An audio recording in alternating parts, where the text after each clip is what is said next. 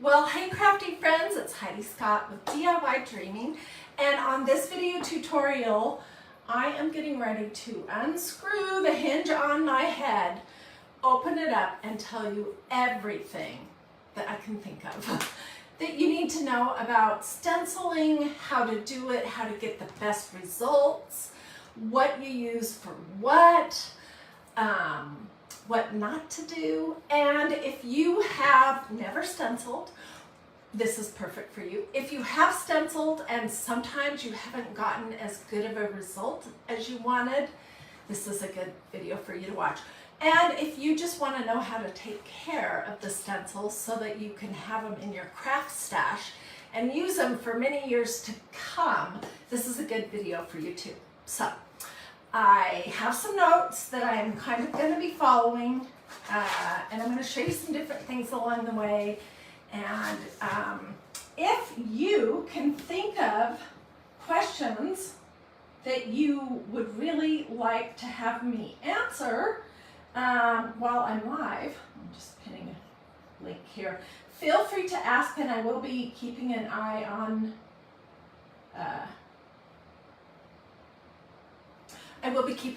my comments as best I can if you're live.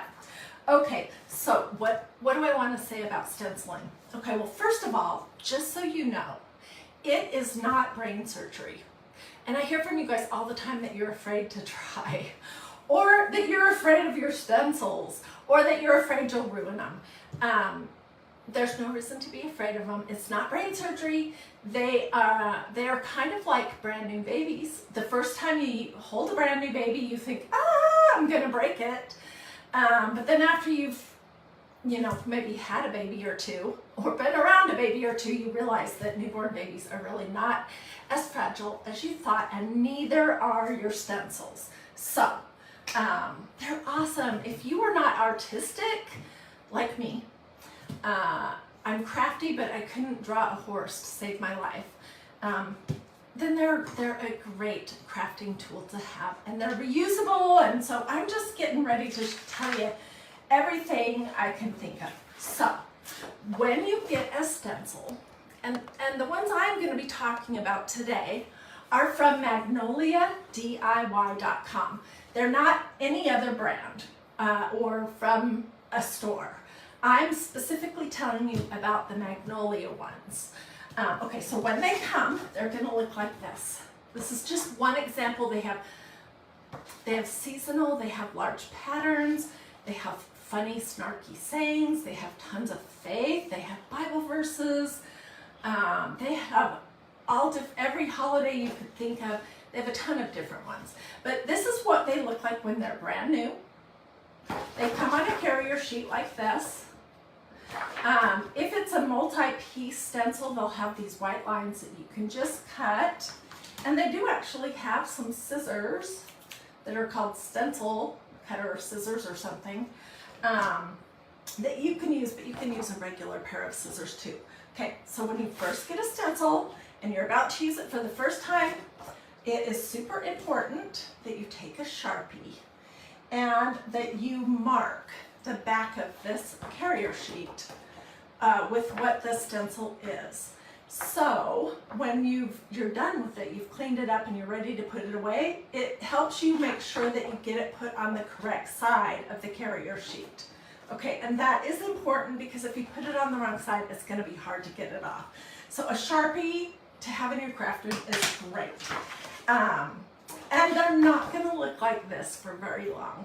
I'm sorry. They just aren't, especially the ones that you love. Okay, so this is one of my favorites. It's called Victorian Pattern, and I have it labeled. I have used this one probably 5 times, and it still looks pretty good. I'm going to tell you all about stencil care. This is what it looks like after you've used it 50 or more times. And this is still okay. It's just cruddy looking. So your stencils are going to start to look like this, and that is okay. That's just proof that you love them, and it's proof that it was a good investment in your crafting stash. So when they get to looking like this and they're not very sticky and they're kind of stained, they're still completely usable. And okay, I'm going to just start going through some of the questions because I get questions every day. What can I do if my stencil's not very sticky anymore? Well, some people are wanting to use this spray adhesive, which I have never used and I don't necessarily recommend it. I wouldn't try it. But when you're stenciling, if you just lay your not so sticky stencil down over your project and you push it down good, you can hold it in place while you apply your medium. And if you put your medium like in the corners and along the edges, it sort of works like a glue to stick your not so sticky stencil to the surface. So that's the question about them being sticky. They just lose their stickiness over time. It's just a fact. They never really get to have no stick at all. And sometimes when you just push them down with your hands and you put a little medium on it, you can sort of resurrect that stickiness. Okay, so some of the questions that I get often are, people will say, I'm getting a very blurry stencil impression. And that can be caused by a lot of different things, but it's hard for me to diagnose your problem if you're just telling me in general, I'm not getting a good stencil, it's kind of blurry. If I don't know what you put it on, what kind of medium you used, how hard you pushed, how long you went over and over it, if you did any prep to that surface beforehand, it's hard for me to know. So I'm going to tell you all of that. Okay, the first tip that I have is do not use too much chalk paste or ink. Why? So this is ink. It has a white top. This is chalk paste. It has a black top. Don't use too much of either one of these, because if you do, when you're using your stencil, you are likely to push too much of that medium through the fine mesh holes on your stencil and underneath and just smudge it all around. So these stencils have tons of little teeny holes in them. They're like, well, they're just super detailed. They're not like the stencils of the 80s. And if you have too much medium chalk paste or ink and you're trying to get the whole thing covered too much, you can push it underneath the stencil and then it gets kind of blurry. So just start with less medium and you can always add more if you find out that you don't have enough. And you can peek, you can lift up a corner or side to see how it looks, to get a feel. Also, don't keep going over and over and over and over and over and over and over the same area. Whether you're doing it on a piece of fabric, a piece of wood, a chalkboard, a piece of tin, a piece of glass, whatever it is, you really just need to get the medium, which is chalk paste or ink generally. You just need to get it on the top of the stencil and push through the holes. And then you're going to come back with your squeegee and you're going to clean up the clumps and you're looking to see, did it penetrate all those holes? You really can see that. But new stencilers, I notice that they just want to keep going over the same area. And that can also end up pushing the medium under your stencil and you get a blurry effect. Okay, and the other thing is don't press too hard. So this is what a small cut apart squeegee looks like. And this is the profile of it. It's got a little angle right here. And you're just gonna apply your medium with firm but not tremendous pressure. If your squeegee is flexing, is bending like this, you are pushing way too hard and you don't need to do that. And that can create a bad result as well. Okay, wood. Wood is tricky, and so I just want to tell you, maybe you want to get a piece of paper. I should have suggested that at the beginning. But with wood, when you're stenciling on a wood sign, whether it's natural, whether it's painted, or whether it's stained, if it is wood, it has pores and it wants to grab your medium that you're pushing through the stencil, and then it kind of wants to feather it out.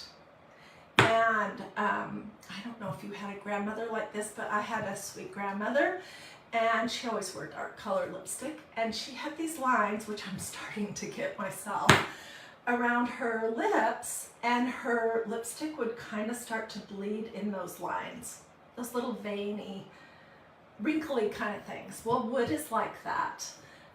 So what you need to do before you stencil on a piece of wood, whether it's natural, painted, or stained, is you need to have it smooth. So if it's a real bumpy surface, use a very fine sandpaper and get it smooth, and then wipe all that dust away. And then you want to close or seal those pores down. And for that,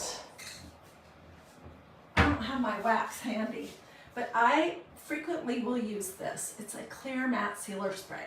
You have to go outside to do it. You just need to put on 1 or 2 very light coats, and that keeps the wood pores from sucking your medium in and spreading them out. The other thing you can do is use a clear wax. It does the same thing. So if your wood projects are not looking great, if they're really kind of blurry, the edges are not crisp, that may be what your problem is. You didn't treat your surface before you worked on it. Okay, and sometimes when you're working on stretched canvas, you can get a similar thing happening. So if it's a white stretched canvas, I frequently will just give it a quick, very light coat of clear matte sealer. You can buy this kind of thing at any hardware store. It doesn't have to be this brand. It's just clear matte sealer spray. I get mine at Walmart. Okay, so then the other thing is, if your surface is really bumpy, then your stencil's not going to be able to adhere 100% to it, and you are likely to sort of push it through the holes and into some of those grooves. And sometimes that's okay, because you don't mind that look. But if it's bumpy or grainy, it's just a fact of life. You're gonna need to expect that it won't be perfect, perfect impression, because your stencils need to be 100% adhered to the surface, so that only your medium only goes through the holes in your fine mesh stencils. Okay, here's another thing that I hear people tell me about often, and it's very disappointing. Okay, they tell me that their stencils are ruined because either they didn't wash them pronto, I mean really pronto, and I'll show you what I do, or they just were working so slowly that the medium basically dried in the holes in the surface before they were finished, and then they couldn't wash it out. Ink with the white caps is more likely to do that. So the solution is to work at a reasonable speed. Don't do an area, go get a cup of coffee or talk on the phone and then come back to it. I mean, seriously, you need to get that medium on through the holes, and then the stencil itself needs to get cleaned ASAP, especially with ink. So that I'll have people have that issue and say they didn't know and they didn't wash their stencil right away, or they didn't know that it was important to move quickly. I want to write something down so I don't forget.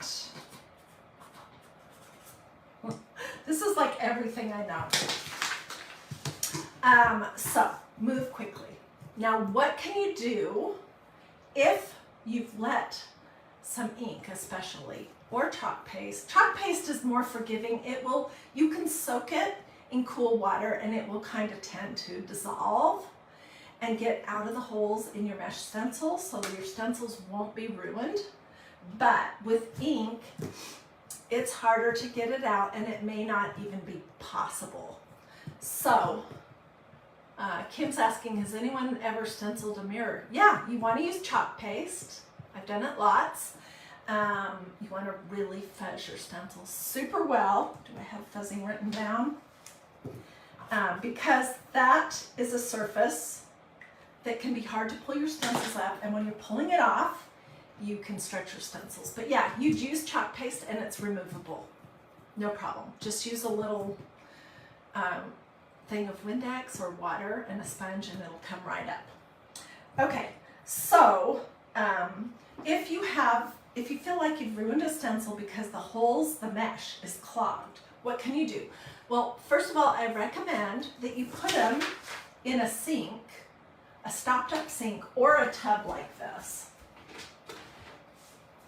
if this is big enough, with cool water to soak for a good 20 minutes. You don't want it to soak too long because soaking too long can sort of take the stickiness off your stencils. But sometimes if you soak it a little and then you use your fingers gently, you can feel the clumps and you can kind of push them away. The other thing you can do is try using a Clorox wipe. It must be antibacterial, not a baby wipe, on the front and the back, and that can sometimes resolve that issue. But sometimes you've just learned an expensive lesson, and especially if you used ink and you didn't do anything with it right away. So when I'm stenciling, as soon as I'm pulling the thing off, I'm plunking it in my little tub of water. It's got cool water in here, face down, until I can get out to the sink and clean it. But if you're not on a Facebook Live or a live video tutorial, you can take your stencil off of your project and go straight out to the sink.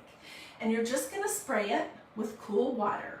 Okay, sometimes you're gonna get this stain, like I have here. This was ink, red and blue ink that I used. It did not ruin the stencils, it's just stained the front of it. Sometimes if you use the stencil cleaner sponge from magnoliadiy.com and a teeny bit of dish soap, and you're gently, not scrubbing it hard, but gently going over those areas, sometimes you can get that stain to come up, or at least to lessen.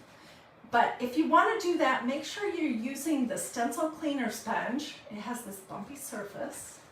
They're not expensive at all, and not a magic eraser, because those are loaded with chemicals that you do not want to use on your stencils.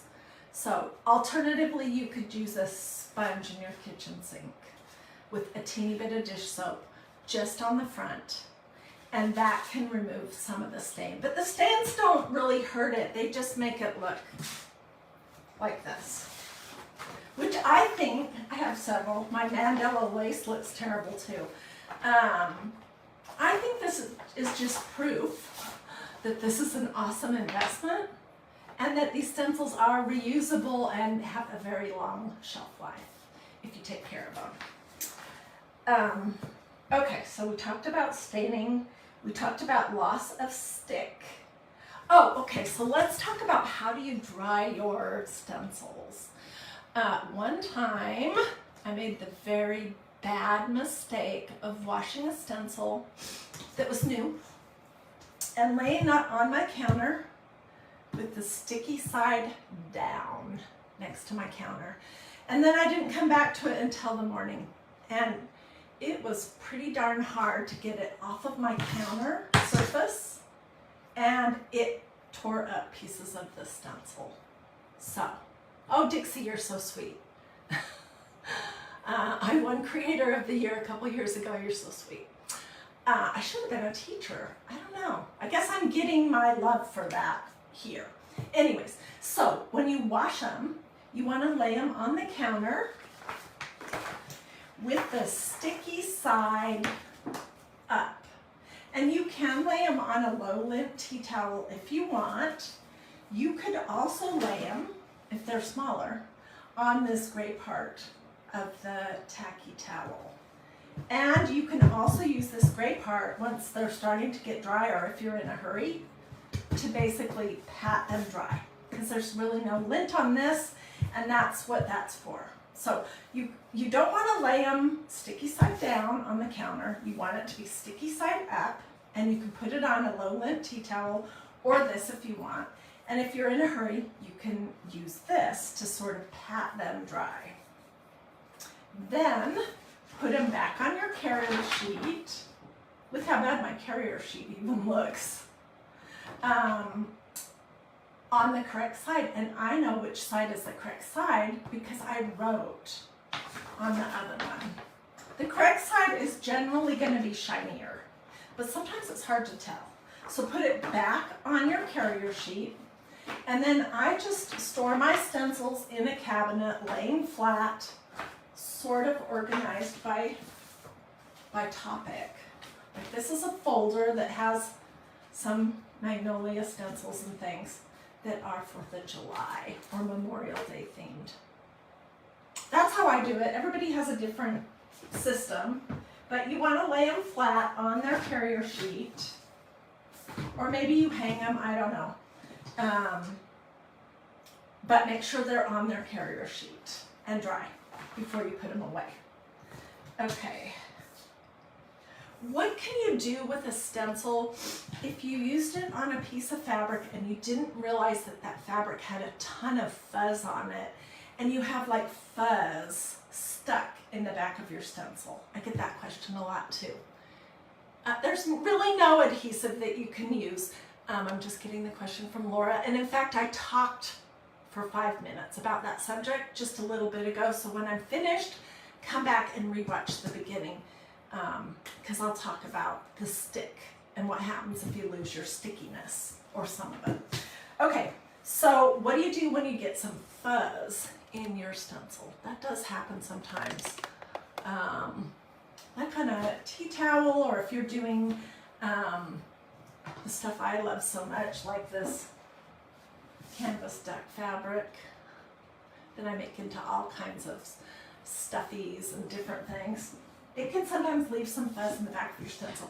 You're going to want to soak it for a little while, 5-10 minutes, cool water, and then using your fingers very gently, you're on the sticky side, you're going to just kind of rub, and you'll notice that some of those fibers will start to ball up, and you can rub them into a ball and rub them off.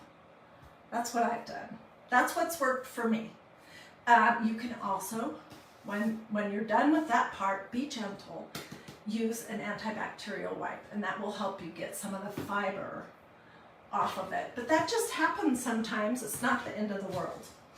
Okay.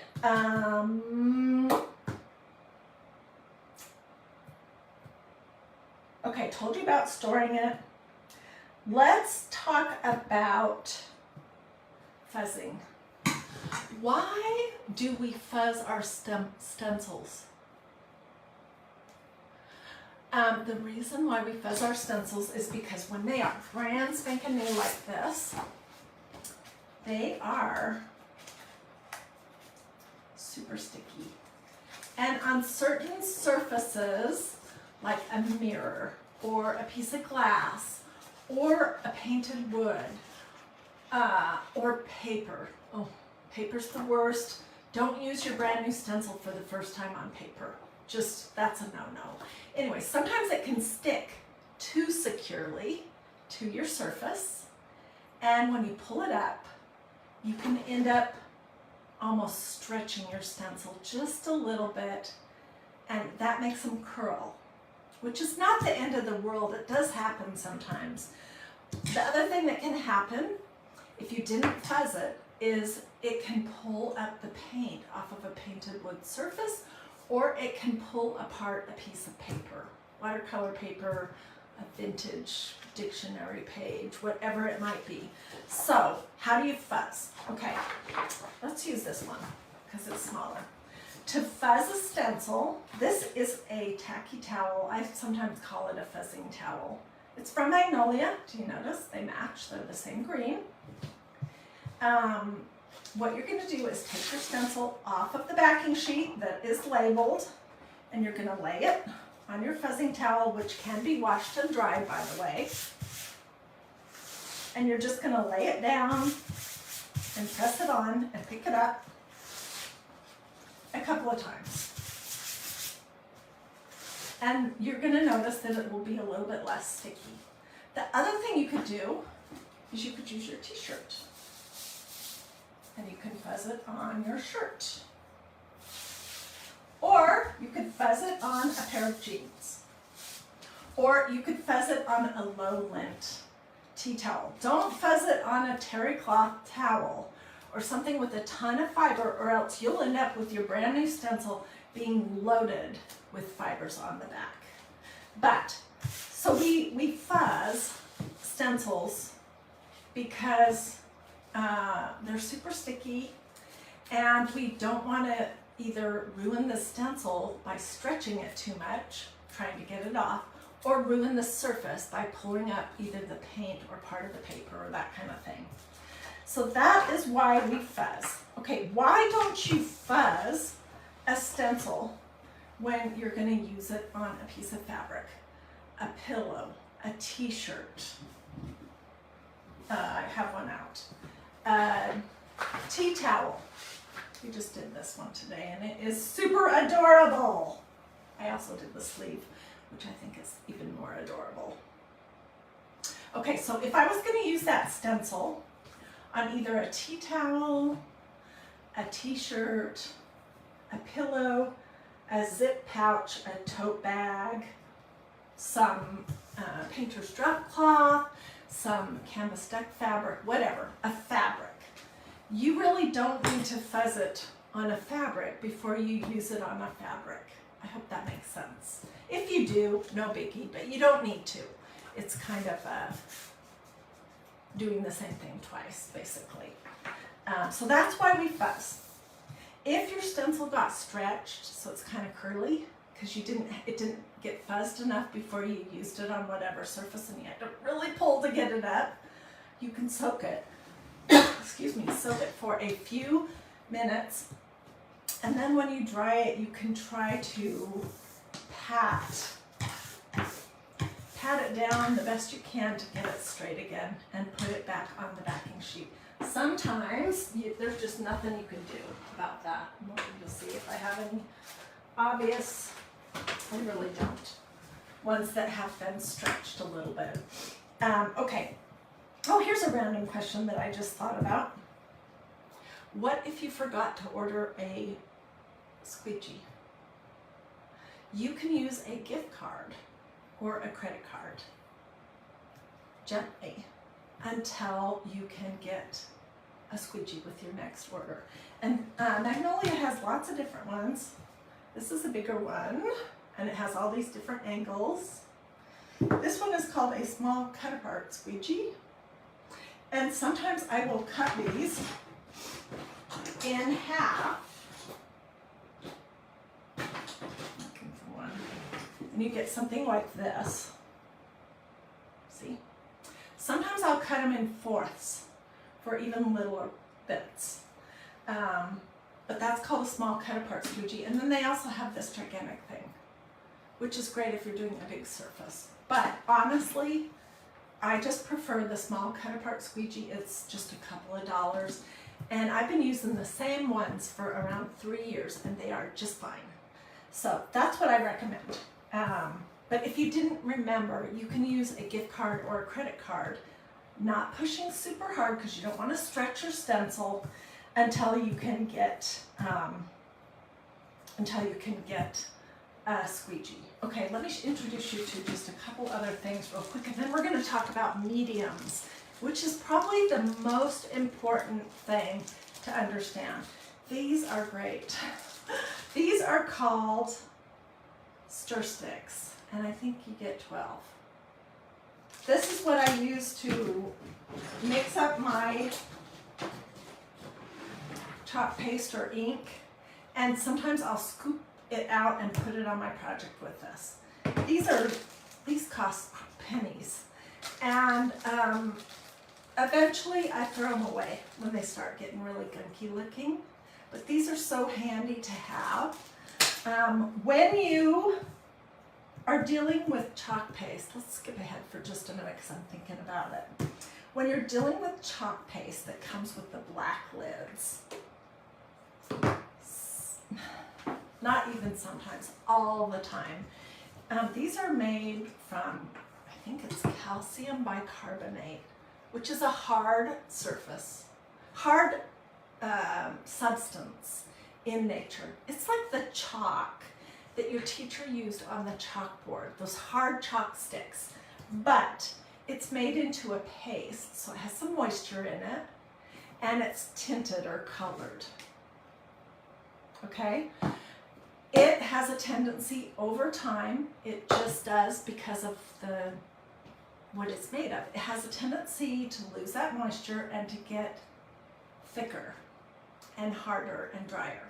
So what can you do about that? You can do regular, this sounds funny, it's like brushing your teeth every night, regular chalk paste maintenance, which is every few weeks, or if you want once a month. You open all of your chalk paste, you get some of these little stirs out, don't use wood, and you get some distilled water. I keep my distilled water in my little Magnolia spritzer. And you just squirt a little bit or pour some little drops into your chalk paste and stir, stir, stir, stir, stir. Put the lid back on tight and you're good to go. But if you bought this 2 years ago and you haven't used it, chances are it's going to be as hard as a piece of calcium bicarbonate, as a rock, because that's what that is. It's kind of a rock. So these do have, you know, they have a shelf life. These are not going to sit on your shelf for 10 years and then be usable. Don't buy the colors that you don't think you'll use. So buy summer colors right now, or if you're watching this on a replay in the winter, buy winter or fall colors, whatever you think you're going to use, and use them up before you buy more jars of the same color. Because it's just a fact of life, because of what it's made of, that it will start to lose that moisture that they put in it to make it a paste. This is a brand new, I took the foil off of it today, jar of chalk paste. And if I'm doing my regular chalk maintenance, I'm just going to scrape what's on the edges down into the chalk paste, stir it up. If it's at all dry at all, I'll put a couple squirts of distilled water in it, stir it up, put my lid back on it tight. And I'm going to store it in just a room temperature place, not like in a hot windowsill, this way. Not like this, but flat. And that is basically what you want to do. If you have inks, which come with a white top, inks don't tend to dry out like chalk paste do, but if you're noticing that your ink is a little thicker than you would like it to be, you can use a little bit of distilled water in it, just the same as the chalk paste. Okay, why can't you use bottled water or tap water? That is because those have impurities, and you want to be able to use every single little bit of this goodness that comes in these pots of ink or chalk paste. It's the same for both. You want to use every single little bit. You don't want to grow a science experiment in here from whatever might be in your tap water or in bottled water. And then be ready to do a project, be excited and open it up and you have something yucky growing in there. So distilled water only. And you can use distilled water for both chalk paste and ink. You'll be more likely to ever need it for chalk paste. It's part of regular chalk paste maintenance. Okay, this is probably the most important bit of information I'm going to give you. And then I'm going to think and see if there's any big things I've forgotten. Okay, so if you're writing things down, write this down. What is the difference between chalk paste with a black lid and ink with a white lid? Well, you know how God created each one of us with our own unique abilities, skills, things that we can do, things that we want to do. We're not all the same. We don't all have the same purpose, the same uses, the same skills. Think about that. And then think about chalk paste versus ink. They're different. They have different purposes, just like we do.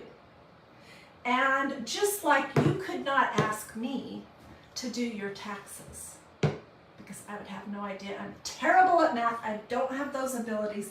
That's not something that I was created for or wanted to learn.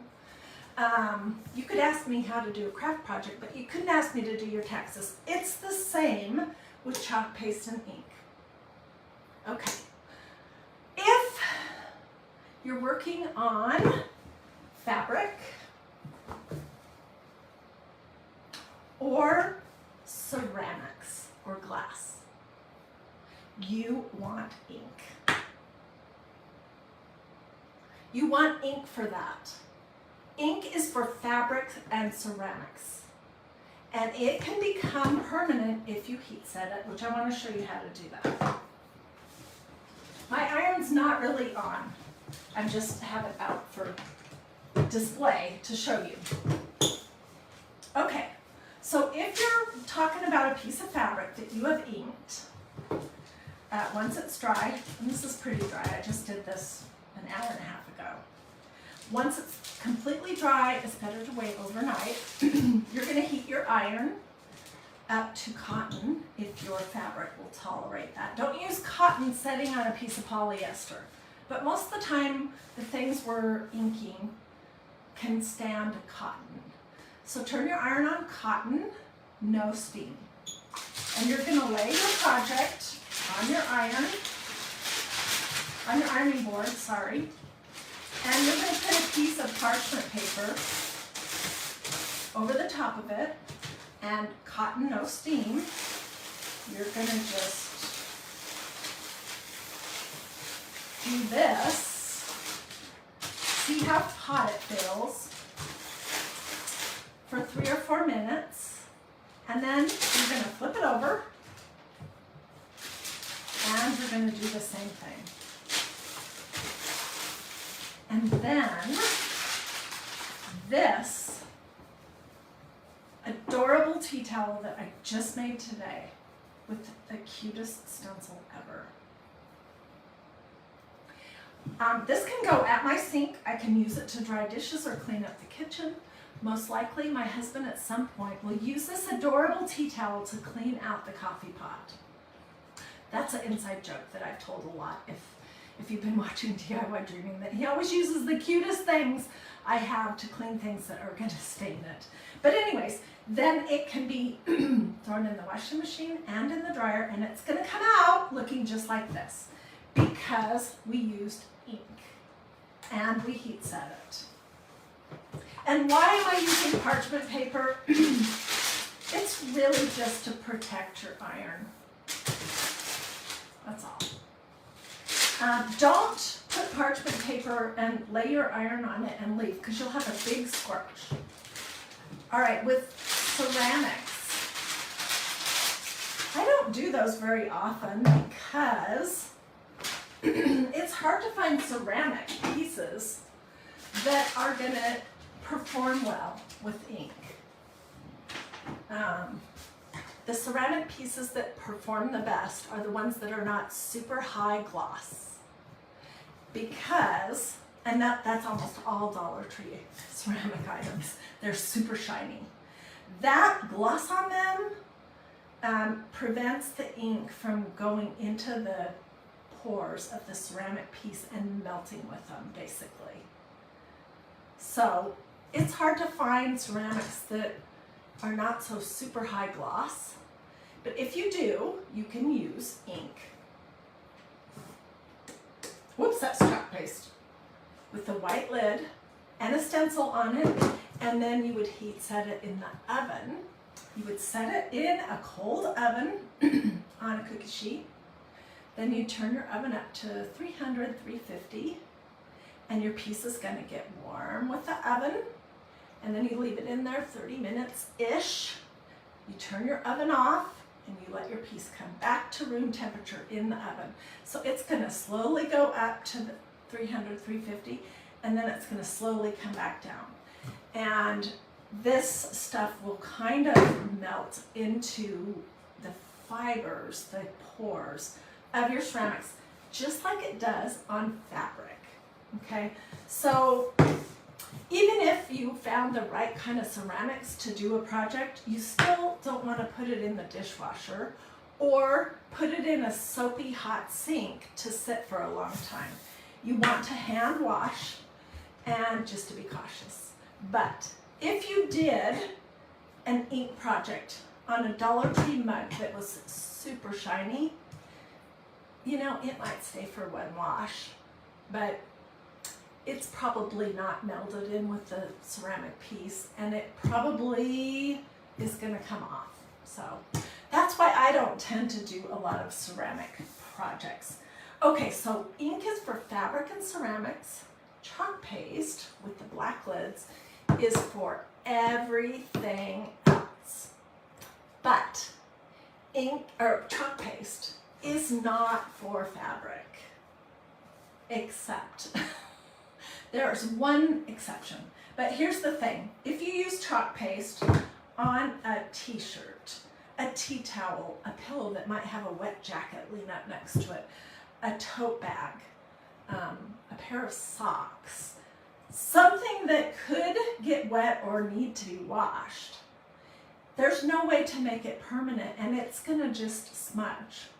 And I have heard people say that they have heat set chalk paste with an iron on fabric and been okay. I don't think it's worth the risk, because this is not designed for fabric. Chalk paste is not for fabric, just like I am not designed to do your taxes.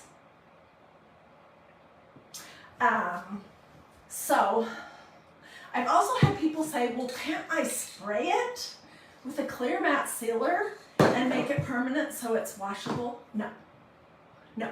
So what if this was chalk paste and I put it in the washing machine with some other fabrics, and then when I go to retrieve everything, everything's got all this blue chalk paste all over it? That's a mess. Or what if I put it on a really cute pillow on my white sofa, and somebody sat down and the back of their jacket was just a little bit damp, and then they moved over in the couch? You may end up with chalk paste on your white sofa. It's not worth the risk. And this is not designed for fabric. Chalk paste is not for fabric, just like I am not designed to do your taxes.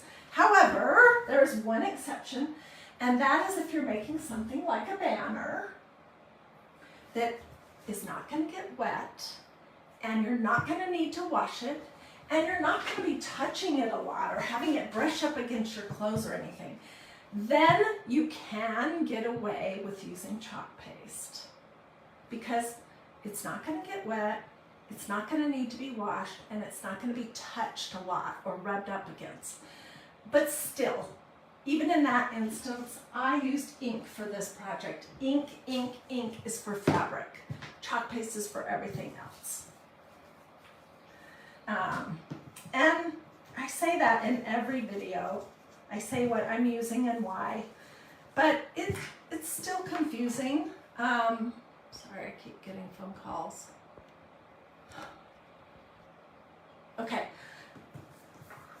So if you have used chalk paste on a pillow, a t-shirt or something, I think it's not worth the risk to put it in a washing machine with other stuff that you might ruin as well. Okay, what if we did chalk paste on a chalkboard or on a painted metal platter, and we know for 100% certain that we're never going to want to wash this off and redo the piece? Then you can use a clear matte sealer spray, very light coats off on it after it's dry. Only use this outside, and it is there forever. But honestly, you really don't even need to do that because chalk paste dries hard and stable. So it's not going to come off of this. It's not just going to crumble and fall off. It's hard and stable until I take a sponge, this one or a regular kitchen sponge, and some water or some Windex or something and a wet paper towel, and I wash it off. Otherwise, it's going to stay. So a lot of times people are asking me, can they use a clear matte sealer spray to make some chalk paste permanent on something? And I'm just thinking, yes, you can, but maybe you don't need to. So I know this is overwhelming. This is everything I know. Okay, so this is also equally as important as the difference between being an accountant and a crafter or using chalk paste or ink. It's almost as important as that. What can you use on your stencils? Okay, you can use chalk paste. You can use ink. You can use etching cream. You can use gilding size, which is the special stuff for gold leaf. You can use all of those things, just wash promptly. You cannot use paint. That is just a risk that is not worth taking, ever. I never use paint on my stencils, never. Because what happens, whether it's an acrylic paint or, this is acrylic also, but whether it's chalk paint, acrylic paint, craft paint, latex paint, milk paint, or some kind of paint that you've made yourself, or some other kind of paint that I can't think of right now, paint dries quickly and it's permanent. So if it dries in the mesh holes in your stencil, it's not coming out ever because it's permanent. So if you want to be using your stencils until they look like this and still be able to use them, if you want to get every penny your stencils are worth out of them by using them, I mean, I'll say 50 times because that's the honest truth with this big Victorian pattern stencil. If you want to be able to use them, even though they get looking not so great, you cannot use any kind of paint on them because paint dries quickly and it will get in the holes, the mesh of your stencils, and it will dry, and it dries hard and it dries permanent. And no amount of soaking or using an antibacterial wipe or using your thumb to kind of rub it is going to resolve that.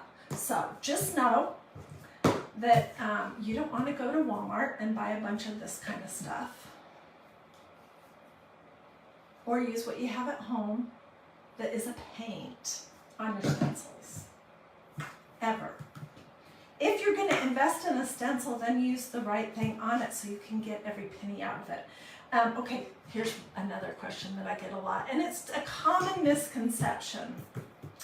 People think that chalk paste, this is what it looks like when it's brand new. It has the silver foil on it. Let me open one that's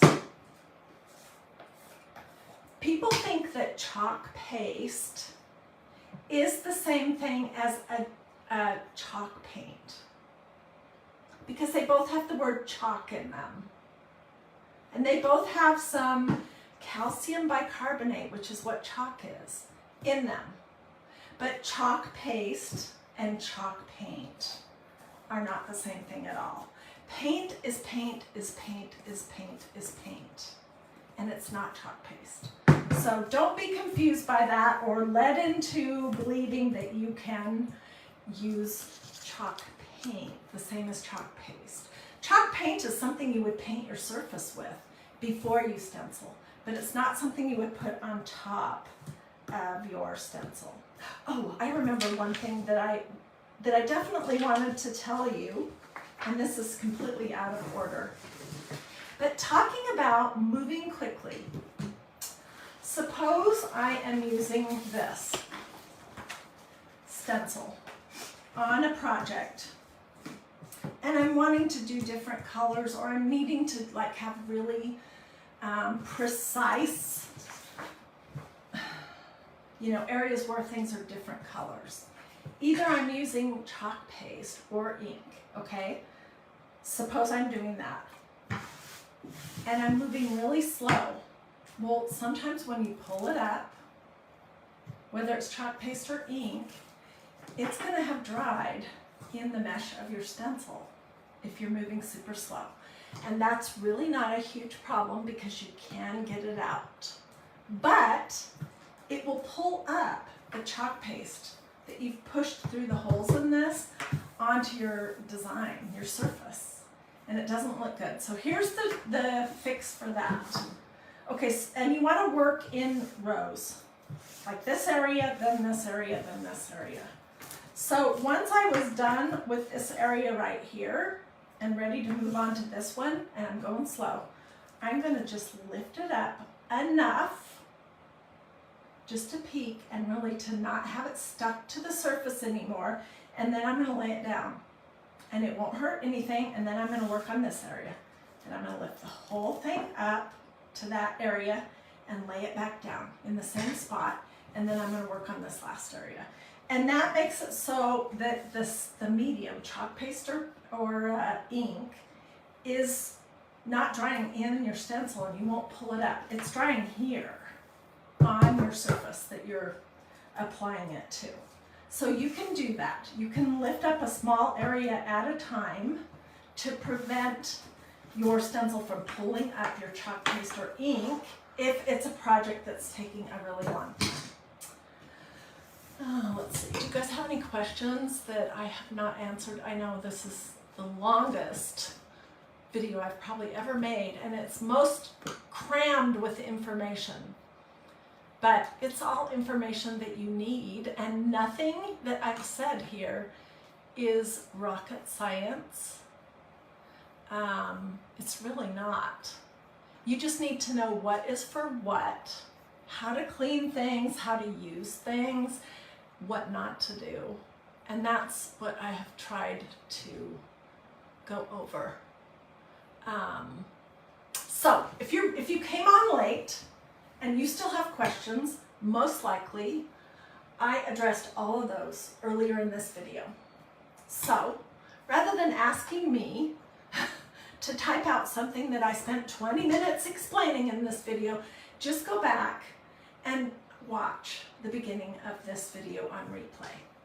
And you can save it and come back and watch it on replay in a month or in a week if you want. Sometimes things need to kind of go through your brain a couple times, but like anything else, you will get the hang of it. And for all of those people out there that say, I used my stencil and it one time or two times and it didn't turn out good, and I'm gonna quit, I'm not gonna use them anymore.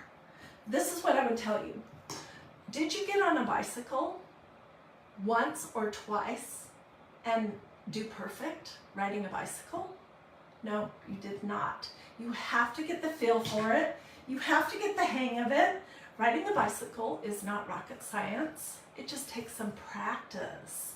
Same thing with using stencils. and any of these things I've just shown you. You'll get the hang of it the more you do it. I can kind of feel when I should stop.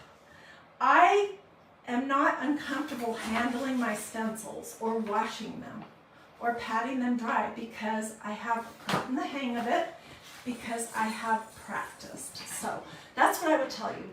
Don't give up if the first time you rode your bicycle you fell over and skinned your knee, or your project didn't turn out great, because that is what is supposed to happen. That is normal. You just have to learn and practice, and then you'll be able to whip out things like this, and your friends and family are going to say, oh my gosh, seriously, you made that? Wow. And you're going to be able to say, yeah, I did. And it's not hard. Nothing here is hard. It just takes a little bit of practice. Okay, so if you want to look at any of these stencils, any of these different gadgets, or chalk paste, or ink, or squeegees, or anything else, you can do that by, I laid down, I pinned a link right here. It says DIY Dreaming in there. It's a yellow star heart, and then below it is my link. It's magnoliadiy.com. All smushed together, no space in there. So it's magnoliadiy.com. If you put a space in between Magnolia and DIY, it will take you to a barbecue selling platform. I don't know why, but that's just what it does. So if you want to go to my website, it's magnoliadiy.com, all smushed together. And if you have questions outside of the things that I have talked about, feel free to ask. If you want a link to something specific, like, I don't know, a surface or something that I haven't talked about today, feel free to ask. But if you have questions dealing with all this stuff, the best thing is for you to just watch this video on replay from the start to the finish. And most likely, I've talked so long, I've unscrewed the lid to my head and poured out every bit of knowledge I have about this subject. Most likely, the answers are here in this video. You're just going to need to go back and watch it. Thank you, Jennifer. She says she sprinkled the love. So if you have friends that use stencils or ink or chalk paste, feel free to sprinkle this video to your social media, because it is, I mean, I have basically told you everything that you need to know from every subject, from distilled water to antibacterial wipes. I mean, I've told you everything I know, so feel free to sprinkle.